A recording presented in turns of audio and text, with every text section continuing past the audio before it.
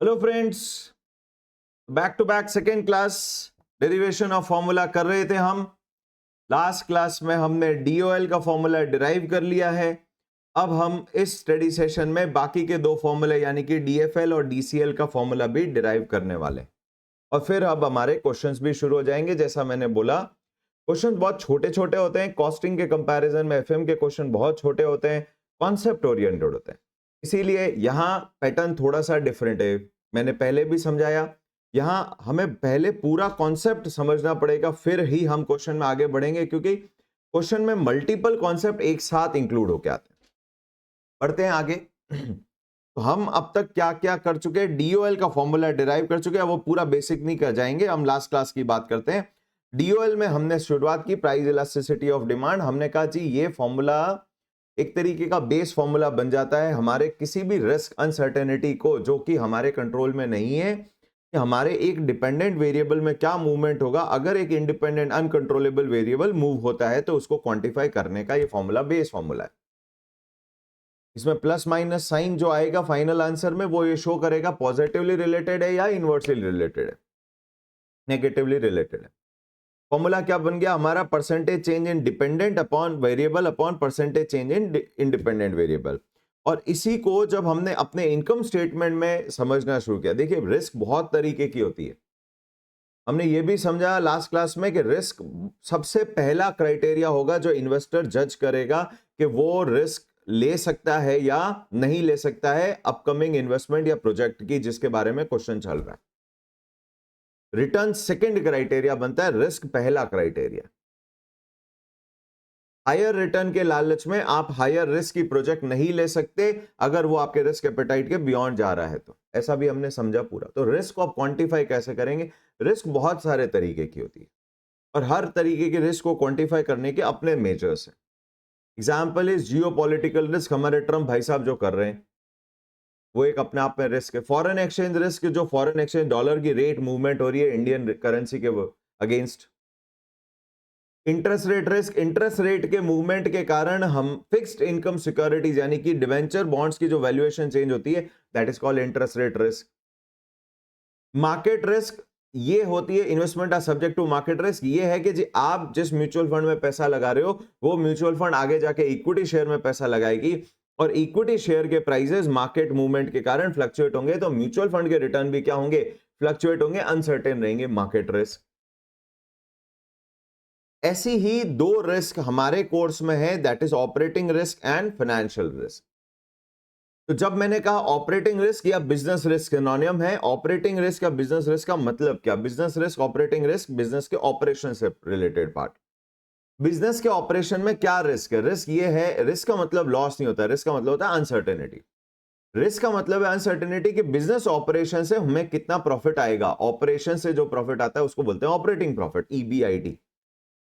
तो there is uncertainty of which variable? EBIT के। EBIT मेरा इंक्रीज होगा, डिक्रीज होगा और कितना होगा? क्वेश्चन आता है ईबीआईटी डिपेंड किस पे करता है? ईबीआईटी सेल्स पे डिपेंड करता है। सेल्स बढ़ती है ईबीआईटी बढ़ता है, सेल्स घटती है ईबीआईटी घटता है। क्यों होता है ऐसा? ये अनसर्टेन क्यों है? सेल्स 10% बढ़ती है तो ईबीआईटी भी तो 10% बढ़ना चाहिए। नहीं, सेल्स के कारण वीसी चेंज होती है, कंट्रीब्यूशन चेंज होता है, लेकिन फिक्स कॉस्ट के प्रेजेंस के कारण ईबीआईटी का फ्लक्चुएशन मैग्नीफाई हो जाता है। सेल्स के फ्लक्चुएशन से फिक्स ईबीआईटी का फ्लक्चुएशन ज्यादा होता है because of presence of fix cost, because fix cost change नहीं होती सेल्स के चेंज के कारण। तो ये जो प्रोपोर्शनल रिलेशनशिप ब्रेक हुआ, यही वो अनसर्टेनिटी है और इस अनसर्टेनिटी को बोलते हैं ऑपरेटिंग रिस्क। हम वो फिक्स कॉस्ट पे कर पाएंगे या नहीं कर पाएंगे और उसके कारण हमारा ईबीआईटी नीचे क्या हो रहा है? मैग्नीफाइड इफेक्टिवली चेंज हो रहा है। इसी को हमने क्वांटिफाई किया। क्वांटिफाई किया, फॉर्मूला बनाया, डिपेंडेंट वेरिएबल का परसेंटेज चेंज और dependent variable is EBIT upon percentage change in sales. Relationship भी समझ में आया, percentage change in sales is equal to percentage change in VC is equal to percentage change in contribution. फिर इसको थोड़ा सा और सिंप्लीफाई किया और हमारा एक छोटा वर्जन और फॉर्मूले का बन गया कंट्रीब्यूशन अपॉन ईबीआईटी। देखो छह फॉर्मूले हैं, दो निकल चुके। अब बात करते हैं स्टेटमेंट के लोअर पार्ट की। अपर पार्ट हो चुका है ईबीआईटी तक का, अब लोअर पार्ट जिसका रिलेशन है कि पैसा कहां से लाया, जिसको हमने फाइनेंशियल स्टेटमेंट बोला, तो वहां पर भी कोई रिस्क है क्या? हाँ जी, मैंने कहा जहां जहां फिक्स कॉस्ट होगी वहां वहां भी ये प्रोपोर्शनल रिलेशनशिप क्या होता जाएगा? ब्रेक होता जाएगा। तो यहां पर अगर मैं नीचे की बात करूं तो अगर यहां पर हम माइनस, अब क्या करेंगे? माइनस क्या करते हैं हम? Less interest on debt, interest on debt. Let's assume हमारे पास में डेट है 50,000 का 10%, 50,000 का डेट है विद इंटरेस्ट रेट ऑफ 10%। क्या हो जाएगा? 5,000 का इंटरेस्ट लेस होगा। और ये 5,000 का इंटरेस्ट ईबीआईटी चेंज होने के कारण चेंज नहीं हो रहा है, यानी ये फिर से एक फिक्स कॉस्ट हो गई, एक और फिक्स कॉस्ट आई। इस फिक्स कॉस्ट के कारण, इस फिक्स कॉस्ट के कारण फिर से क्या होगा? ये जो 17% का चेंज आया था ईबीआईटी में, अब सिर्फ नीचे वाले पार्ट की बात करेंगे, फिर तीसरे लेवल पे क्या करेंगे? टॉप टू बॉटम की बात कर लेंगे। तो हम अब ये सेकेंड रिस्क का क्वांटिफिकेशन कर रहे हैं जो कि फाइनेंशियल स्टेटमेंट में अवेलेबल है, और इसको बोलते हैं फाइनेंशियल रिस्क। होपफुली कॉन्सेप्ट समझ में आ रहा है आप सभी को। आज का स्टडी सेशन का हमारा एजेंडा भी है फाइनेंशियल रिस्क और ओवरऑल रिस्क को क्वांटिफाई करना और फिर एक दो क्वेश्चन लेना। अब हमारे पास में आगे, अब हम क्वेश्चन शुरू कर जाएंगे और अब बहुत स्पीड से चैप्टर भागेगा क्योंकि ऑलमोस्ट 50% कॉन्सेप्ट हम निकाल चुके हैं चैप्टर का। तो this is 30,000 and this is now 36,000। What is the percentage change? 20%। 20% change हुआ। लेस, अब क्या चाहिए? लेस होगा। अब क्या लेस होता है? Less taxation. लेट से 25% है तो ये हो गया 7,500। इधर 25% 9,000। कितना चेंज आया? 1,500 ऑन 7,500 अगेन 20%। ये सेम है क्योंकि टैक्स उतना ही इंक्रीज होगा जितनी इनकम बढ़ेगी और टैक्स उतना ही कम हो जाएगा जितनी इनकम गिरेगी, यानी टैक्स प्रोपोर्शनल रिलेशनशिप होल्ड करता है। ये फिक्स कॉस्ट नहीं है। अच्छी बात है। नेक्स्ट आगे, ईबीटी, ईएटी। अब क्या आएगा? ईएटी। इसलिए इनकम स्टेटमेंट याद होना जरूरी है क्योंकि उसके बिना ये काम अधूरा हो रह जाएगा। ईएटी, इसीलिए पहले दिन तो हमने यही काम किया। सेकेंड डे वीसीएफसी किया इनकम स्टेटमेंट को ही समझाने के लिए, और थर्ड डे से हमने रेशियोज करे, वो भी हमारे क्वेश्चन में काम आ जाएंगे। ईएटी यहां हो गया 22,500, जबकि यहां है हमारा मच 6 गया तो 27,000। कितने परसेंट बढ़ा जी? 4,500 इंक्रीज हुआ, अगेन 20%। प्रोपोर्शनेट होल्ड करेगा, फिक्स कॉस्ट नहीं होगी तब तक प्रोपोर्शनेट कंटिन्यू रहेगा। अब क्या लेस होता है? अब लेस होता है preference dividend. Less preference share dividend. Preference share dividend, let's assume हमारे पास में 30,000 है एट द रेट ऑफ 7%, 2,100, छोटा सा वैल्यू आ जाएगा, तो 60,000 कर देते हैं at the rate of 7%, 4,200। 1 lakh कर देते हैं, 1 लाख रुपीज इंटू 7%, 75% कर देते हैं, 7.5% करते हैं। थोड़ा राउंड ऑफ नंबर निकालने की कोशिश कर रहा हूं। 7,500 हो गया, तो यहां पर भी 7,500 होगा, चेंज होगा ही नहीं। आपके ईएटी के चेंज होने के कारण प्रेफरेंस शेयर का डिविडेंड इंक्रीज नहीं होता है।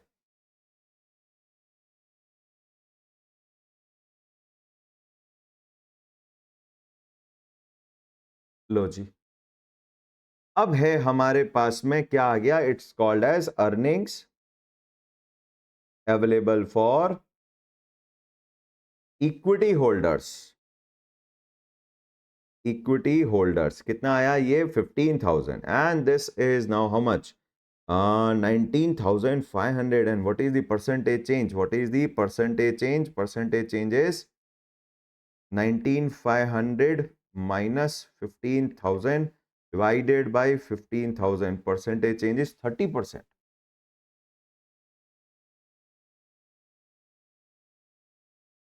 This is 30%. तो जो चीज ईबीआईटी 17.143% चेंज हुआ था, नीचे तक पहुंचते पहुंचते earning available for equity share holder पहुंचते पहुंचते वो 30% तक मैग्नीफाई हो गया। यानी ईबीआईटी सिर्फ 17% बढ़ा दो, नीचे इक्विटी शेयर होल्डर को क्या हो जाएगी? अर्निंग 17% बढ़ जाएगी। Let's say number of share is equals to number of equity share is equals to 10,000। यहां पर भी 10,000 होगा, यहां तो परसेंटेज चेंज का सवाल ही नहीं आता क्योंकि ये तो नंबर ऑफ शेयर्स है, इसका इनकम स्टेटमेंट से ऐसा कोई लेना देना ही नहीं है। तो हमारा ईपीएस कितना आया, EPS is equals to earning per share, इसलिए रेशियोज में काम आए।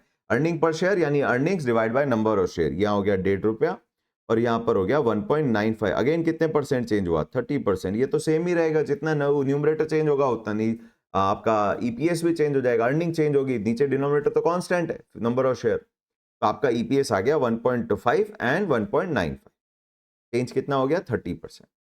अब हमें समझ में आया कि यहां पर इस फाइनेंशियल स्टेटमेंट ईबीआईटी से लेके ईपीएस तक, ईबीआईटी से लेके ईपीएस तक, जिसको हमने फाइनेंशियल स्टेटमेंट बोला था, फाइनेंशियल स्टेटमेंट बोला था, उसमें भी चीजें कांस्टेंट नहीं रह रही, उसमें भी चीजें अनसर्टेन है।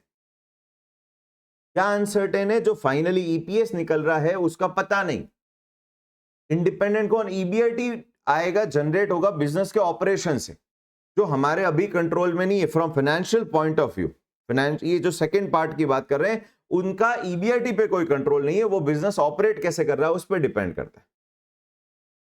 और अगर ईबीआईटी फ्लक्चुएट होता है तो उसके कारण मेरा ईपीएस जो अल्टीमेट डिपेंडेंट है वो मैग्नीफाई होकर फ्लक्चुएट हो रहा है। पॉजिटिव साइड भी होगा और नेगेटिव साइड भी होगा। नेगेटिव साइड भी करके देख लेते हैं, नेगेटिव साइड भी करके देख लेते हैं कितना आया था। इधर 0% तो है ही है, तो ये कितना हो गया था 32, 41, 35 and 32, 3000 divided by 35,000 percentage is equals to -8.57%। -8.57% fluctuate हुआ था। आंसर में भी आया था कि 8.57%, 8.57% आया था लास्ट टाइम।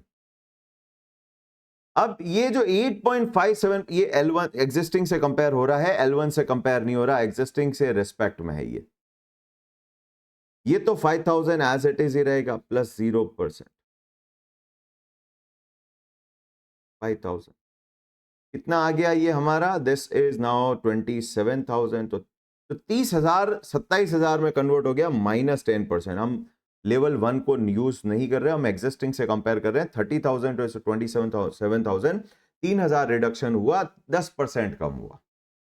टैक्स कितना लगेगा 25%, 27,000 का 25% होता है जी 6.75, 6,750। देखेंगे 7,500 से 6,750, 750 कम हुआ 10%। ये यूनिटरी मेंटेन करके चलेगा।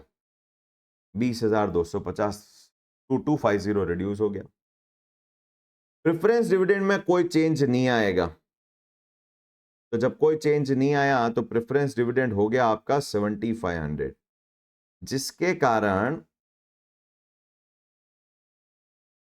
-10% और ये हो गया 20,250 इक्विटी अर्निंग्स रह गई अब हमारे पास में 20,250 माइनस 7,500 इक्वल्स टू 12,750। 12,750 कितना चेंज होता है 15,000 से 2,000, new value minus 15,000 divided by 15,000 percentage, 15% का रिडक्शन आ गया जी। नंबर ऑफ शेयर वही 10,000, 1.275, ये भी 15% ओल्ड ईपीएस से रिड्यूस हुआ।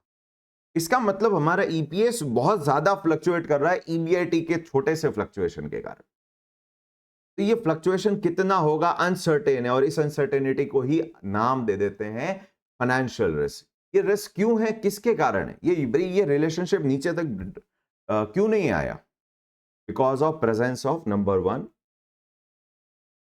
Interest cost, presence of number 2 preference dividend. जहां जहां फिक्स नंबर हुआ उसके अगले लेवल के ऊपर वाले और नीचे वाले लेवल के बीच का रिलेशनशिप क्या हो गया, ब्रेक डाउन हो गया।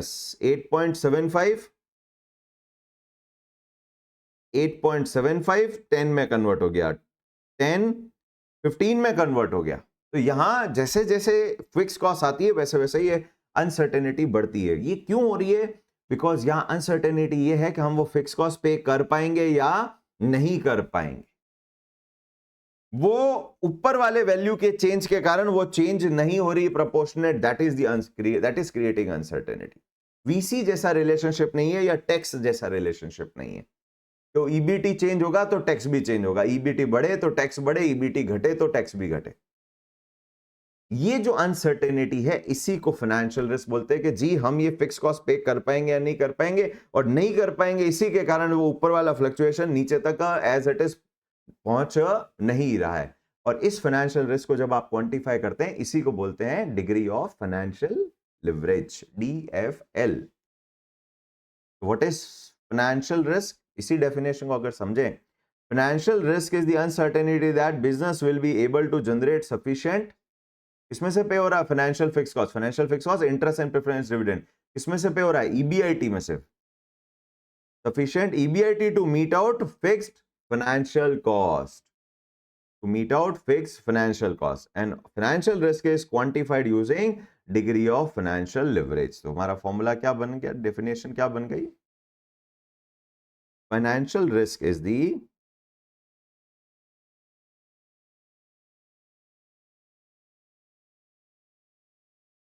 financial risk is the uncertainty that business will be able to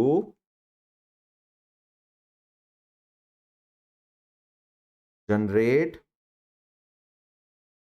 sufficient EBIT to meet out fixed financial cost। Financial risk is quantified using financial risk is quantified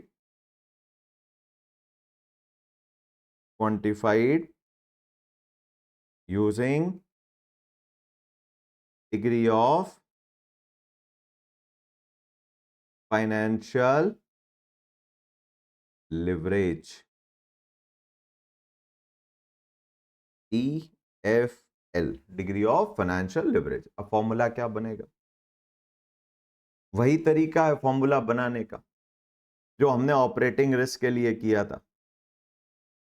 फिर से हमें identify करने, trace करने कि भैया independent कौन है, dependent कौन है इस पार्ट के लिए, नीचे वाले हिस्से के लिए। ईबीआईटी से लेके ईपीएस तक कौन इंडिपेंडेंट है, कौन डिपेंडेंट है, फाइनेंशियल पैसा कहां से लाना है उस पर्टिकुलर एक्टिविटी में। तो पैसा कहां से लाना है is not going to affect your EBIT, because EBIT आता है बिजनेस के ऑपरेशन से। यानी यहां पर सबसे इंडिपेंडेंट वेरिएबल क्या है, ईबीआईटी। उसका फाइनेंस कहां से लाना है उसको, उस चीज से कोई लेना देना नहीं है। And which one is dependent, ultimate dependent?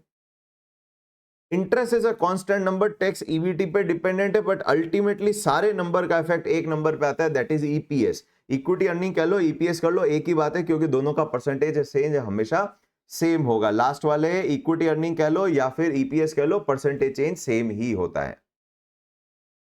यहां पर भी 30%, यहां 30, यहां 15 है तो यहां पर भी 15 है। तो हमारे पास में इंडिपेंडेंट वेरिएबल हो गए। इंडिपेंडेंट वेरिएबल इज बहुत इंटरेस्ट, सीधा फंडा है। सबसे ऊपर वाला इंडिपेंडेंट है और सबसे नीचे वाला डिपेंडेंट है। ऊपर वाला कंट्रोल में नहीं होता, नीचे वाला सबसे इफेक्ट हो जाता है। Independent variable is EBIT and dependent variable is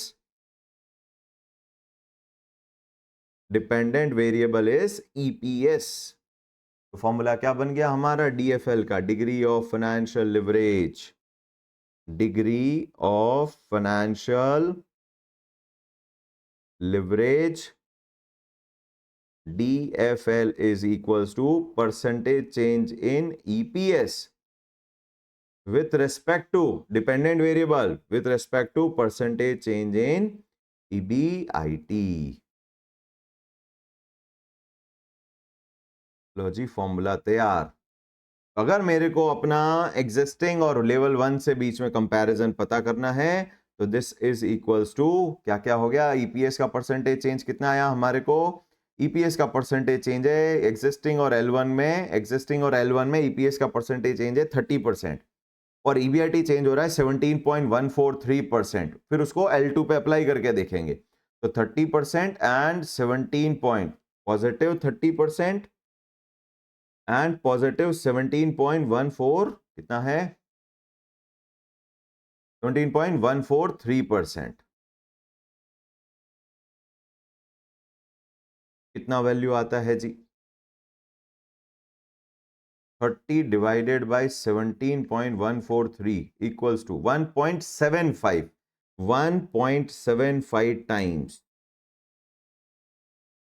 times में परसेंट आपस में कैंसिल हो गए। क्या शो करता है ईबीआईटी अगर 1% मूवमेंट हुआ ना पॉजिटिवली तो ईपीएस भी पॉजिटिव 1.75% मूव करेगा। ईबीआईटी 10% मूव करेगा, ये 17.5% मूव करेगा। ईबीआईटी 5% नीचे जाएगा तो ये 5 इंटू 1.75 करके जो वैल्यू आएगी उतना रिड्यूस हो जाएगा ईपीएस। इतना ज्यादा मैग्नीफाइड इफेक्ट आएगा ईपीएस पे और ये magnified effect is called as effect of leverage, using leverage in the income structure, income statement. जब कोई बिजनेसमैन ये बोलता है we are using leverage, it means what they are doing, they are actually using fix cost. ये जो fix cost का presence है ना, ये प्रोपोर्शनल रिलेशनशिप को ब्रेक कर रही है। इसका मतलब they are incurring certain fix cost और ये फिक्स कॉस्ट पॉजिटिव और नेगेटिव बोथ साइड मैग्नीफाई करती है।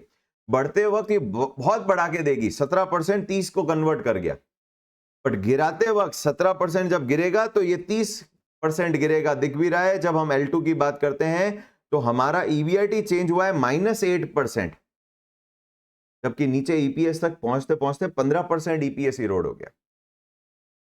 15% ईपीएस का इरोजन हो गया, यानी कि ये बोथ साइड मैग्नीफाइड इफेक्ट लेके आएगी। यही अनसर्टेनिटी, और इसी को हमने क्वांटिफाई कर दिया कि ये जो अनसर्टेनिटी है, ये मैग्निफिकेशन होगा, ये कितना होगा कि जी 1.75 टाइम्स होगा। आई होप सबको समझ में आया। ये इजी सा टॉपिक था और हमने पूरे कॉन्सेप्ट के साथ किया। एग्जाम के लिए रेलेवेंट तो भैया जी ये फॉर्मूला है, फॉर्मूला याद करो, डेटा डालो, इनकम स्टेटमेंट बनाओ, डेटा डालो और आंसर निकालो। पर जहां कॉन्सेप्ट की बात आ जाएगी या जहां एमसीक्यू में कॉन्सेप्ट ओरिएंटेड अगर कुछ आ गया तो कॉन्सेप्ट आना अच्छी बात रहेगी, ही हेल्पफुल रहेगा। चेक करते हैं हमने कितना ईबीआईटी चेंज किया। गिवन अगर देखते हैं, given EBIT percentage change is equals to -8 point कितना परसेंट गिरा भाई, ईपीएस कितना गिरा, ईबीआईटी कितना गिरा था 8 पॉइंट, कहीं तो अपन ने निकाला था ना 8 point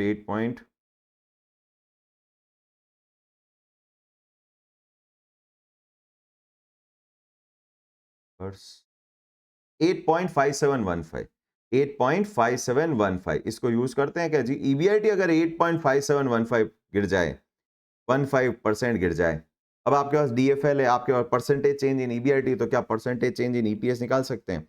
percentage change in EPS is equals to DFL multiplied by percentage change in EBIT. Values input करते हैं, it is 1.75 positive multiplied by negative 8.5715% is equals to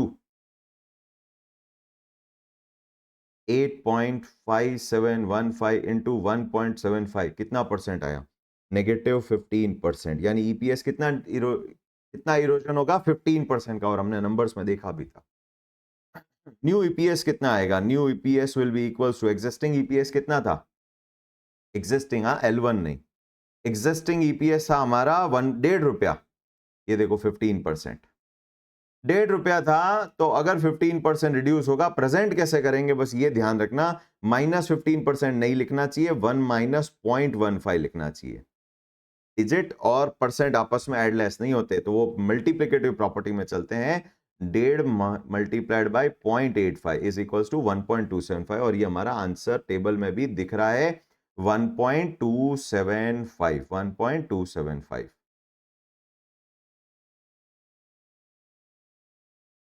worksheet आपको डिस्क्रिप्शन में अवेलेबल है, गूगल ड्राइव लिंक, नहीं तो आप साथ साथ लिखते भी जाएं, वो भी बेटर है। इसी के साथ हमारा डीएफएल का फर्स्ट फॉर्मूला हुआ। तो ये फॉर्मूला अप्लाई करते वक्त तो फिर प्रॉब्लम है। क्या प्रॉब्लम है, प्रॉब्लम ये है कि इस फॉर्मूले को करने के लिए आपको 2 लेवल चाहिए, एक एग्जिस्टिंग एक L1, और अगर सिंगल लेवल ही दिया हुआ तो फिर डीएफएल कैसे कैलकुलेट होगा। क्या हम डीओएल की तरह इसको भी कुछ सिंप्लीफाई कर सकते हैं क्या? हाँ जी कर सकते हैं। जैसे ये डीओएल का फॉर्मूला था वैसे ही एक डीओएल का एक और फॉर्मूला, थोड़ा सा इसको और एलोबरेट करते हैं। Contribution is equals to, EBIT का क्या फॉर्मूला होता है? अभी नीचे लिखा कंट्रीब्यूशन अपॉन फिक्स कॉस्ट, ये इसी के नीचे लिखा हुआ है, जस्ट नीचे line. It is equals to contribution minus EBIT minus operating fix cost, ऐसा भी लिख सकते हैं। सही है ना जी? ये एक और फॉर्मूला हो गया डीओएल का, उसी फॉर्मूले को ट्विस्ट कर रहे हैं और कुछ भी नहीं किया। आप वो भी वैल्यूज डाल सकते थे, आंसर तो वही आना है, आंसर तो वही आना है, वही वैल्यूज अगर डाल देते आपके जी 60,000 है upon 60,000 minus 25,000 is equals to 1.7143 ही आता, और क्या यही होता। इसी तरीके से हम डीएफएल का भी फॉर्मूला पूरा मैथ, वैसे तो इस वाले फॉर्मूले में वापस EPS2 minus EPS1 upon EPS2, EPS new minus EPS old upon EPS old whole upon EBIT2 minus EBIT1 upon EBIT करके पूरा सॉल्व करके भी आंसर निकाल, पूरा फॉर्मूला डिराइव करते हैं, हमें उसकी जरूरत नहीं है। निकाल सकते हैं, कोई दिक्कत नहीं, आप अपने लेवल पे करिए, हमारे कोर्स के लिए उसकी जरूरत नहीं, हमें अब डायरेक्ट फॉर्मूला आना चाहिए। तो थोड़ा सा क्विक करते हैं कैसे। यहां इन्होंने डीओएल का फॉर्मूला क्या बनाया, अगर आप देखें DOL is equals to contribution upon contribution minus operating fix cost. इसको अगर ढंग से देखें तो जिसमें से फिक्स कॉस्ट पे हुई है, फिक्स कॉस्ट किसमें से पे होती है? Sales less VC, contribution less fix cost EBIT. तो फिक्स कॉस्ट किसमें पे होती है? कंट्रीब्यूशन से। उसको बना दिया न्यूमरेटर, डिवाइडेड बाय उसी वैल्यू को कंट्रीब्यूशन माइनस फिक्स कॉस्ट कर दिया, ये हमारा फॉर्मूला है। तो इसी बेसिस पे हम डीएफएल का भी फॉर्मूला बना देते हैं। DFL is equals to, fix cost किसमें से पे होती है? फिक्स फाइनेंशियल कॉस्ट किसमें से पे होती है? फिक्स फाइनेंशियल कॉस्ट, पहली फाइनेंशियल फिक्स कॉस्ट क्या थी? इंटरेस्ट। इंटरेस्ट किसमें से पे होती है? ईबीआईटी में से। तो फॉर्मूला क्या बना? ईबीआईटी अपॉन ईबीआईटी, जिसमें से फिक्स कॉस्ट पे हुई, सेम तरीके से अदरवाइज डिराइव भी हो सकता है, कोई मुश्किल नहीं है, पर टाइम वेस्ट होगा, माइनस फिक्स्ड फाइनेंशियल कॉस्ट। आप ऐसे लिख सकते हैं। देखो डीओएल में आंसर सेम आया था, तो यहां पर भी आंसर सेम आना चाहिए। एक बार देखते हैं वैल्यूज को इनपुट करके। It is equal to EBIT कितना था ओरिजिनल? ओरिजिनल ईबीआईटी है हमारा 35,000। फिक्स फाइनेंशियल कॉस्ट क्या क्या है हमारी? एक तो ये ऑपरेटिंग फिक्स कॉस्ट थी 25,000, एक ये फिक्स फाइनेंशियल कॉस्ट है 5,000, एक है ये 7,500 डिविडेंड। तो जैसे 25,000 माइनस किया था 60,000 डिवाइड बाय 60,000 माइनस 25,000, तो ये डीओएल बन गया था। तो डीएफएल के लिए क्या हो जाएगा? 35,000 ईबीआईटी में से पे होता है fix cost, 35,000 upon 35,000 minus 5,000 minus 7,500 होना तो ऐसा चाहिए, अगर मैथ सही सेट हो रही है तो। वैल्यूज डाल के देखते हैं। 35,000 अपॉन 35,000 का EBIT minus 5,000 minus 7,500 is equals to कितनी वैल्यू आती है जी? 35 में से 5 गए तो 30 और 7.5 22, तो 35 डिवाइड बाय 22.5, ये हो गया 1.55। अपने आंसर आया था डीएफएल का 1.75, और यह आ रहा 1.55। क्या गलती हो गई? कुछ तो गलती हो गई, बेटर ही रहता डिराइव कर लेते ना, जरूरत नहीं थी, इजी है। कुछ एक चीज की ध्यान देने की बात थी। क्या ध्यान देने की बात थी? वो थोड़ा सा लॉजिक से समझते हैं, डेरिवेशन करते हैं तो ठीक है, अदरवाइज लॉजिक से समझिए। देखिए कंट्रीब्यूशन में से फिक्स ऑपरेटिंग कॉस्ट पे किया था 25,000, ये 25,000 पे करने के लिए कंट्रीब्यूशन कितना चाहिए? 25,000 ही चाहिए। जो अपेरेंट है वही एक्चुअल वैल्यू कॉस्ट भी है, तो दिख रहा है वही कॉस्ट है। इंटरेस्ट किस में से पे होता है? ईबीआईटी में से। इंटरेस्ट कितना पे किया था? 5,000, तो 5,000 पे करने के लिए ईबीआईटी कितना होना चाहिए? 5,000 होना चाहिए। जो दिख रहा है वही एक्चुअल कॉस्ट है। ये ऐसी क्या बात की? तो आप बात समझिए, तीसरी फिक्स कॉस्ट डिविडेंड से बात, या कुछ नई चीज बात कर रहे हैं। डिविडेंड 7,500 रुपए। क्या 7,500 का डिविडेंड पे करने के लिए, प्रेफरेंस डिविडेंड पे करने के लिए, क्या 7,500 का ईबीआईटी जनरेट करे काम हो जाएगा क्या? ईबीआईटी में से 2 फिक्स कॉस्ट पे होनी है, इंटरेस्ट और प्रेफरेंस डिविडेंड 5000 और 7500, टोटल होती है 12,500 12,500। तो 12,500 अगर ईबीआईटी हो तो क्या दोनों पे हो जाएगी? एपरेंट है 5000 और 7500, क्या एक्चुअल कॉस्ट भी यही है, इफेक्टिव कॉस्ट भी यही है? वर्ड है इफेक्टिव फाइनेंशियल फिक्स कॉस्ट। 12,500 में से 5,000 पहले इंटरेस्ट पे करो, बचा 7,500। 7,500 डायरेक्ट डिविडेंड नहीं देने देंगे, उससे पहले आपको टैक्स देना पड़ेगा 25%। 7,500 में से 25% गवर्नमेंट ले जाएगी, तो बचेगा 5,625। तो 7,500 पे कहां से करोगे? यानी जो 7,500 का आपको प्रेफरेंस डिविडेंड कॉस्ट दिख रहा है वो एक्चुअली 7,500 नहीं है, वो 7,500 पे करने के लिए आपको और ज्यादा जनरेट करना पड़ेगा ईबीआईटी। कितना? कुछ लोग मैथ्स वाले तो समझ जाते हैं कि जी कितना जनरेट करना पड़ेगा। बात समझिए, प्रेफरेंस डिविडेंड ईएटी के बाद है। यहां पर अगर ये 100% है ईबीटी, तो टैक्स 25 भरना पड़ेगा, ईएटी 75 भरना पड़ेगा। अगर आपको ये 7.5 पे करना है तो यहां 7.5 होना ही चाहिए। और ये 7,500 कितने के बराबर है? 75% के बराबर है। तो ऊपर जाने के लिए आपको क्या करना पड़ेगा? 7,500 डिवाइड बाय 75%, 10,000।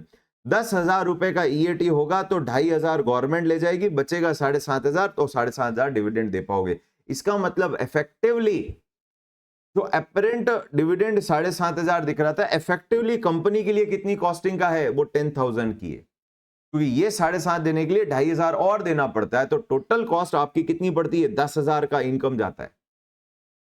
फिर है जी ये 5,000, तो अपने को टोटल जनरेट करने पड़ेंगे 15,000। तो इफेक्टिव कॉस्ट अपरेंट तो है 5 प्लस 7,500 12,500, पर एक्चुअल इफेक्टिव कॉस्ट है 15,000। 15,000 की। Let's put this number in financial leverage. देखते हैं फिर क्या आंसर मैच होता है क्या।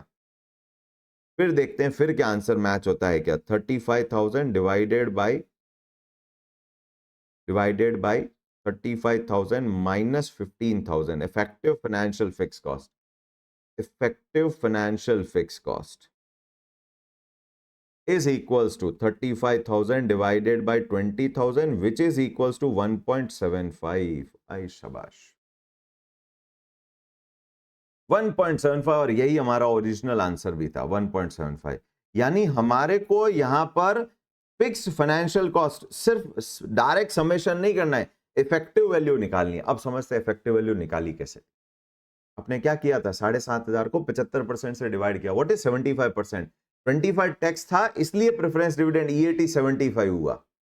तो आपने इफेक्टिवली क्या किया? 7,500 को डिवाइड किया 75% से, तो यानी कि 1 माइनस 0.25 टैक्स रेट को 1 में से माइनस कर दिया और उसको 7,500 के नीचे ही लगाया। तो फिर ये वैल्यूज बनी। तो आंसर क्या बना जी? फाइनल फॉर्मूला क्या बना? DFL is equals to EBIT upon EBIT minus interest minus preference dividend, not whole upon, only preference dividend upon tax rate। इससे ये इफेक्टिव कॉस्ट बनता है और फिर हमारे फॉर्मूले में इनपुट होगा, या इनको ऐड अप कर दीजिए। क्या फॉर्मूला हुआ एक्चुअली? DOL के केस में हमने कहा कंट्रीब्यूशन में से क्या करिए? Contribution less effective operating fix cost minus कर दीजिए। डीएफएल यहां पर, और डीएफएल के लिए ईबीआईटी में से पे होता है, तो EBIT upon EBIT minus effective financial fix cost. यहां समझना यह था कि operating effective fix cost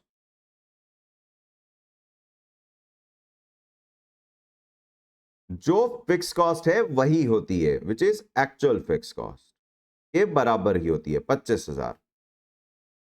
per effective financial fix cost सिर्फ इंटरेस्ट और प्रेफरेंस डिविडेंड को ऐड करने से नहीं चलेगा। प्रेफरेंस डिविडेंड टैक्स के बाद है तो उस पे टैक्स का इफेक्ट भी लेना पड़ेगा। टैक्स 25% है तो प्रेफरेंस डिविडेंड 75% के बराबर ही रह जाता है। तो आपको वापस अगर अपवर्ड जाना है तो उसको 100% करने के लिए डिवाइड बाय 75 करना पड़ेगा। 100 कमाओगे, 25 गवर्नमेंट ले जाएगा, 75 रुपए ही बचेंगे प्रेफरेंस डिविडेंड को पे करने के लिए। तो अगर प्रेफरेंस डिविडेंड 7500 है तो कमाने के लिए आपको उसको पे करने के लिए 10,000 कमाना पड़ेगा। क्या कर रहे हैं आप? Divide by 1 minus tax rate कर रहे हैं। इंटरेस्ट के लिए क्यों नहीं किया? क्योंकि इंटरेस्ट टैक्स के पहले ही सब्ट्रैक्ट हुआ था। ऑपरेटिंग फिक्स कॉस्ट तो और भी ऊपर सब्ट्रैक्ट हुई थी, तो टैक्स का इफेक्ट ही नहीं आया। टैक्स का इफेक्ट सिर्फ किस पे आया? प्रेफरेंस डिविडेंड पे आया। उसके कारण हमारे को ये एक और मैथमेटिक्स करनी पड़ी। 5000 plus 7500 divide by 1 minus 0.25 is equals to 5000 plus 10,000 which is equals to 15,000। Ultimately हमारा फॉर्मूला क्या बन गया? हमारा फॉर्मूला बन गया जी, DFL is equals to EBIT upon EBIT minus interest plus preference dividend upon 1 minus tax rate। तो हमने DFL के दो फॉर्मूले कर लिए, DOL के दो फॉर्मूले कर लिए। अब बात करते हैं DCL की। फिर करते हैं क्वेश्चन। DCL कहें या DTL कहें, एक ही बात है, degree of combined leverage, degree of total leverage. कुछ लोग DCL बोलते हैं, कुछ लोग DTL बोलते हैं। एग्जाम में भी, मॉड्यूल में भी इंटरचेंज कर रहे हैं वर्ड। DCL और DTL, degree of combined leverage या फिर डिग्री ऑफ टोटल लिवरेज। यानी अब ये पूरे ऊपर से लेके नीचे वाले स्टेटमेंट की बात करेगा, ऊपर से लेके नीचे वाले स्टेटमेंट की बात करेगा। ये करूं उससे पहले एक बार फॉर्मूले वापस लिख देता हूं, क्योंकि एक रिलेशनशिप निकलेगा। Percentage change in EBIT upon percentage change in sales oblique VC oblique contribution. Second is contribution ऊपर चला गया, पूरा सॉल्व किया था तो, upon EBIT। Third is contribution upon contribution minus effective fixed operating cost। Second formula हम बना चुके हैं, DFL is equals to percentage change in EPS और इक्विटी अर्निंग्स या earnings available for equity holder, एक ही बात है, divided by percentage change in EBIT। यहां EBIT नीचे आ जाता है जी। फॉर्मूला क्या बना था? EBIT upon EBIT minus interest. अब ये फॉर्मूले याद होने चाहिए अगले सेशन से, तभी हम क्वेश्चन फटाफट कर पाएंगे। Minus preference dividend upon 1 minus tax rate, या ये कहूं EBIT upon EBIT minus effective financial fixed cost. ये सारे हमारे फॉर्मूले हम बना चुके, दिख ही नहीं रहा है।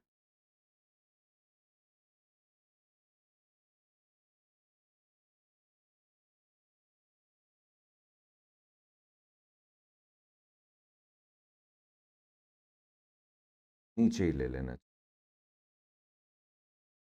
This is equals to EBIT upon EBIT minus effective financial fixed cost. अब बात करते हैं DCL या DTL की। तो DCL या फिर DTL कहां से कहां तक? सेल से लेके EBIT तक। तो इंडिपेंडेंट कौन? तो यहां पर फॉर DCL एंड DTL, पहले तो ओवरऑल रिस्क या टोटल रिस्क या फिर combined risk is the uncertainty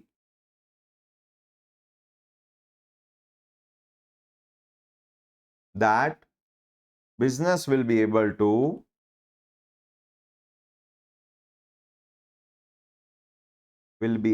to generate sufficient, कहां से पे होगा? सबसे ऊपर सेल्स में से वीसी पहले ही माइनस हो जाएगी, फिक्स कॉस्ट पे होना शुरू होती है कंट्रीब्यूशन से। Sufficient sales and contribution to meet out fixed operating and combined है ना, financial cost. Overall risk is quantified using degree of combined leverage, DCL या DTL। फॉर्मूला क्या बनेगा? तो पहले तो इंडिपेंडेंट कौन हो गया? इंडिपेंडेंट सबसे ऊपर वाला, ऐसे ऐसे बोला, सबसे ऊपर वाला इंडिपेंडेंट, सबसे नीचे वाला डिपेंडेंट। इंडिपेंडेंट वेरिएबल कौन हो गया? सेल्स। डिपेंडेंट कौन हो गया? Ultimate dependent, EPS. तो फॉर्मूला क्या बना? डीसीएल और DTL is equals to percentage change in EPS dependent variable upon percentage change in sales independent variable। But जब ये फॉर्मूला बनाया तो एक रिलेशनशिप और दिखना चाहिए था। यहां परसेंटेज चेंज इन ईपीएस ऊपर है, जो कि हमें भी चाहिए, अरे जो कि हमें भी चाहिए, और यहां परसेंटेज चेंज इन सेल्स नीचे, जो कि हमें भी चाहिए। यहां ईबीआईटी का परसेंटेज चेंज नीचे और यहां ऊपर है। तो ऐसा क्या करें? ओवरऑल रिस्क और ऑपरेटिंग रिस्क और फाइनेंशियल रिस्क के बीच में कोई रिलेशनशिप दिख रहा है क्या? क्या ऑपरेटिंग रिस्क और फाइनेंशियल रिस्क को ऐड कर दें तो ऐड तो क्या ओवरऑल रिस्क बनती है? ना, they are not in additive property, they are in multiplicative property. आप परसेंटेज चेंज इन ईबीआईटी ऊपर और नीचे परसेंटेज चेंज इन ईबीआईटी आपस में क्या हो जाएंगे? क्रॉस तभी होंगे जब आप क्या करोगे? मल्टीप्लाई करोगे। करके देखते हैं अगर रिलेशनशिप दिखता है क्या, सेट होता है क्या। If we multiply DOL and DFL which is equals to percentage change in EBIT upon percentage change in sales multiplied by percentage change in EPS upon percentage change in EBIT, तो क्या मिला हमें? हमारा ये दोनों कैंसिल हो गया, बचा क्या हमारे पास में? This is equals to percentage change in EPS upon change in sales which is equals to DCL। यानी आप DOL और DFL को मल्टीप्लाई कर दीजिए, आपका DCL आ जाएगा। पहले तो हम अपने नंबर से चेक कर लेते हैं। सबसे पहला डेटा जो हमारा था EPS का चेंज कितना था भाई? EPS का चेंज यानी एक ही डेटा को 30%, पॉजिटिव 30 एग्जिस्टिंग और L1 सबसे नीचे। सेल्स में कितना चेंज था? 10%। डाल देते हैं दोनों values, positive 30% and positive 10% gives us 3 times. इसका मतलब समझिए, पहले तो ये 3 टाइम्स पॉजिटिवली रिलेटेड है। सेल्स बढ़ेगी, ईपीएस बढ़ेगा, सेल्स घटेगी, ईपीएस घटेगा, बट 3 टाइम्स मैग्नीफाई होकर ईपीएस पे इफेक्ट लाएगा। 3 टाइम्स। सेल्स 1% चेंज हुई तो ईपीएस 3% इंपैक्ट लेगा। इस वाले फॉर्मूले से भी चेक करते हैं क्या डीओएल डीएफएल को मल्टीप्लाई करें तो भी डीसीएल होता है क्या? It is equals to DOL कितना था? 1 पॉइंट, हमारा डीओएल कितना आया भाई? डीओएल कितना आया? 1.7143, 1.7143, और ये था 1.75। 1.7143 मल्टीप्लाइड बाय 1.75, लेट्स सी क्या ये आता है। 1.7143 multiplied by 1.75 equals to 3 times. Proved. Check भी करते हैं, अगर सेल्स 5% गिर जाए, given percentage change in sales is equals to -5%, negative, तो percentage change in EPS will be, cross multiply कर देते हैं, will be DCL multiplied by percentage change in sales which is 3 multiplied by -5% gives you -15%, और यही हमारा L2 भी था। Sales 5% movement करी नेगेटिव, तो हमारा ईपीएस 15% मूवमेंट कर गया, 3 टाइम्स नेगेटिवली मूवमेंट की। तो लिवरेज का इफेक्ट आपके लिए बहुत पॉजिटिव भी हो सकता है अच्छे समय में, और बहुत ज्यादा नेगेटिव भी हो सकता है बुरे समय में। यहां पर तो हायर लिवरेज प्रेफर करना चाहिए या लोअर लिवरेज प्रेफर करना चाहिए? जनरली बिजनेस कम्युनिटी कंजर्वेटिव मानी जाती है और they should prefer lower leverage, but फिर भी हमेशा लोअर लिवरेज होगा ये भी ठीक नहीं। बूम के पीरियड में to take advantage of leverage we should go for higher leverage, but in case of recession we should go for lower leverage. But हमें थोड़ी पता होता है बूम आएगा या रिसेशन आएगा, तो लिवरेज एक ऐसी चीज है जो आपके लिए पॉजिटिवली होगी तो बहुत ज्यादा पॉजिटिव करेगी, और नेगेटिव बिहेव करना शुरू करेगी तो बहुत ज्यादा नेगेटिव बिहेव करेगी। आई होप डीसीएल का फॉर्मूला भी समझ में आया पहला। तो अब डीसीएल का दूसरा फॉर्मूला क्या है जी? उसी तरीके से हम डीसीएल का दूसरा फॉर्मूला भी बना सकते हैं। डीसीएल इज इक्वल्स टू, तो छोटा वाला फॉर्मूला सिंगल लेवल का फॉर्मूला, जब परसेंटेज चेंज की जरूरत नहीं है। क्या करते थे? Contribution upon contribution minus contribution upon contribution minus contribution minus operating fix cost effective. और फाइनेंशियल लिवरेज क्या था? तो EBIT upon EBIT minus effective financial fix cost. तो यहां पर भी अब ओवरऑल की बात करेंगे ऊपर से लेके नीचे तक। सबसे पहली fix cost operating fix cost किसमें से पे होती है? कंट्रीब्यूशन में से। तो फॉर्मूला क्या बन गया? Contribution upon contribution minus effective operating fix cost minus effective, दोनों फिक्स कॉस्ट माइनस कर देते हैं, फाइनेंशियल फिक्स कॉस्ट। जनरली लिखा जाता है DCL is equals to contribution upon contribution minus fix cost minus interest minus preference dividend upon preference dividend. जो दिखता है वो एक्चुअल कॉस्ट नहीं होती। एक्चुअल कॉस्ट निकालने के लिए आपको क्या करना पड़ेगा? टैक्स रेट से 1 माइनस टैक्स रेट से डिवाइड करना पड़ेगा।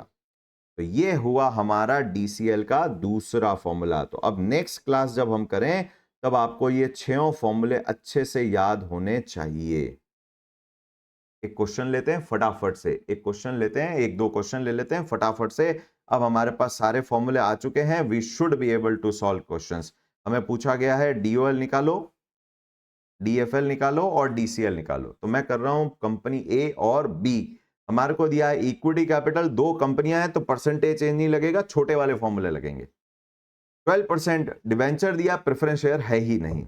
आउटपुट दिया दोनों का, सेलिंग प्राइस दिया अलग अलग है, फिक्स कॉस्ट दिया, वेरिएबल कॉस्ट दिया, बोला तीनों लिवरेज कैलकुलेट करिए। चलिए तीनों लिवरेज कैलकुलेट कर रहे हैं, स्प्लिट कर देते हैं इसको। आ गया जी क्वेश्चन। क्वेश्चन नंबर 1,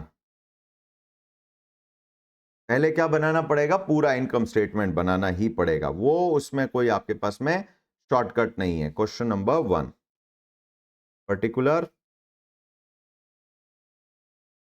कंपनी ए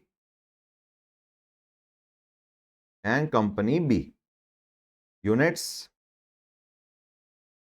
सेल्स लेस, पहले यूनिट्स लिख देते हैं।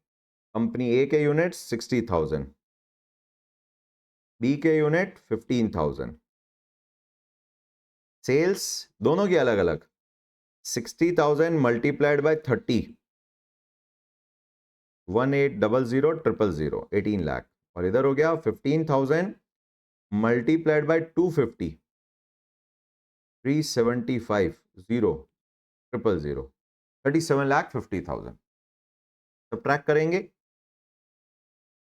वेरिएबल कॉस्ट अलग अलग आएगी अपनी अपनी। 60,000 मल्टीप्लाइड बाय वेरिएबल कॉस्ट कितनी है? 10 रुपए, 6 लाख।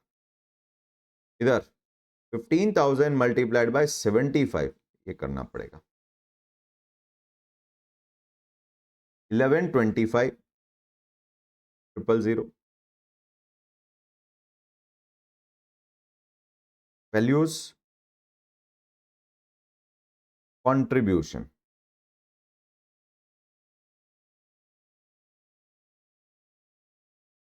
कंट्रीब्यूशन यहां पर 12 lakhs, यहां पर माइनस प्लस 3750, 2625। बढ़े आगे, अब क्या माइनस होगा? Operating fix cost less operating fix cost. दोनों दे रखा है, दोनों का, एक का 7 लाख, ये एनुअल स्टेटमेंट ही है, आपको आउटपुट पर एनम ही दे रखा है, दोनों के लिए पर एनम का ही आउटपुट दे रखा है। इधर आ गया आपका 14 lakhs, फिर से हमारे पास में आ गया EBIT, it is equals to 5 lakh, और यहां पर हो गया आपका 12,25,000। क्या सब्ट्रैक्ट होगा पहले? अब इंटरेस्ट 12%, 4,48,000, 12% 6.5 लाख पे, 6.5 lakh, 12% equals to 78,000। EBT 4,52,000, this one is plus 1225 equals to 11,47,000। Tax rate नहीं दे रखा, प्रेफरेंस डिविडेंड नहीं दे रखा, तो जब नहीं दे रखा तो यही है EAT, यही है earnings for equity share holder, equity share holders. अब हमें बोला गया EPS भी नहीं निकाल सकते, परसेंटेज चेंज तो हो भी नहीं रहा, परसेंटेज चेंज नहीं करिएगा, ए और बी अलग अलग कंपनी है। हमें बोला गया DOL निकालो, DFL निकालो, DCL निकालो। आई थिंक हमने सारा डेटा ले लिया। इक्विटी कैपिटल जरूर दिया, आप फेस वैल्यू मान लो 100 रुपए, तो नंबर ऑफ शेयर आ जाएंगे, पर जरूरत ही नहीं पड़ेगी हमारे को, लिवरेज के लिए तो जरूरत ही नहीं पड़ेगी। सबसे पहला DOL, degree of operating leverage, is equals to, क्या फॉर्मूला होता है degree of operating leverage? Contribution, छोटा वाला फॉर्मूला लगेगा, upon EBIT। Very simple formula, अब याद होना चाहिए। नेक्स्ट सेशन में एक बार रिवाइज भी कर लेंगे, पर उससे पहले आप शुरू करें, उससे पहले खुद भी बाय हार्ट करें। अपॉन 5 लाख, खत्म, छोटा सा काम, 2.4 टाइम्स। इधर 26,25,000 डिवाइडेड बाई, प्रेफरेंस शेयर था ही नहीं तो टेंशन भी नहीं थी वो 1 माइनस टैक्स करने की, बड़ा फटाफट हो जाएगा, 25,000। तो 2625 डिवाइडेड बाई 1225, 2.143, 3 डेसिमल तक चलाएंगे, 2.143 टाइम्स, टाइम्स लिखें नहीं लिखें चलेगा। DFL is equals to EBIT upon EBIT minus interest minus preference dividend upon 1 minus tax. तो प्रेफरेंस डिविडेंड और टैक्स दोनों ही नहीं है, तो ये सेकेंड टर्म डिनोमिनेटर का तो जीरो हो गया, थर्ड टर्म तो डिनोमिनेटर का जीरो ही हो गया। तो यहां क्या रह गया? 5 lakh upon EBIT minus interest is your 4,52,000, 4,52,000, and this one is 12,25,000 divided by 1147।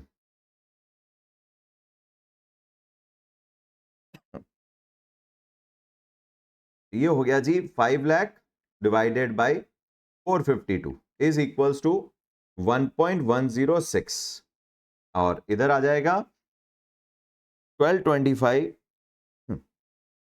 Divided by 1147 is equals to 1.068। Sorry,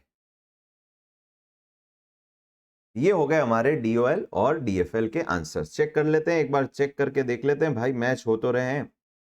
2.40 yes match, 2.14 yes match, 1.106 is 1.11 and 1.068 is 1.07, done. एक और चीज पूछा है DCL थर्ड पार्ट। DCL कैसे करेंगे? पूरा करने की जरूरत नहीं, आप रिलेशनशिप यूज करिए, DOL multiplied by DFL। 2.4 multiplied by 1.106 is equals to 1.106 is equals to 2.65 and this one is 2.143 multiplied by 1.068. 2.143 multiplied by 1.068 equals to 2.289 and done. Questions बड़े इजी है अगर आपको फॉर्मूले आते हैं तो. इनकम स्टेटमेंट बनाया, वैल्यूज इनपुट की और आंसर आ गया. होपफुली सबको आज का सेशन समझ में आया. अब हमारे ऑलमोस्ट हाफ वे हो चुके हैं कॉन्सेप्ट वाइज. अब हम फटाफट 20 क्वेश्चन तक अगले 2 सेशन 3 सेशन में कंप्लीट कर जाएंगे. फर्स्ट चैप्टर ये स्लो चलता है, सेकंड चैप्टर और स्लो चलता है, टाइम वैल्यू, एंड देन फिर हमारी स्पीड पिकअप करेगी, बिल्कुल स्पीड पे आ जाएंगे क्योंकि कॉन्सेप्ट इन 2 चैप्टर में पहले 20 सेशन में आराम से पूरे कंप्लीट हो जाते हैं, ऑलमोस्ट हो जाते हैं. तो होपफुली एवरीवन गॉट इट. तो यहां तक क्लोज करते हैं आज का दिन, आज का सेशन. तो if you have any doubt feel free to connect and next session में फिर मिलते हैं. इस बार आप कुछ क्वेश्चंस करेंगे, बहुत सारे क्वेश्चन करेंगे. इनफैक्ट नेक्स्ट सेशन का एजेंडा ही क्वेश्चंस रहेगा. Till then take care, thank you so much.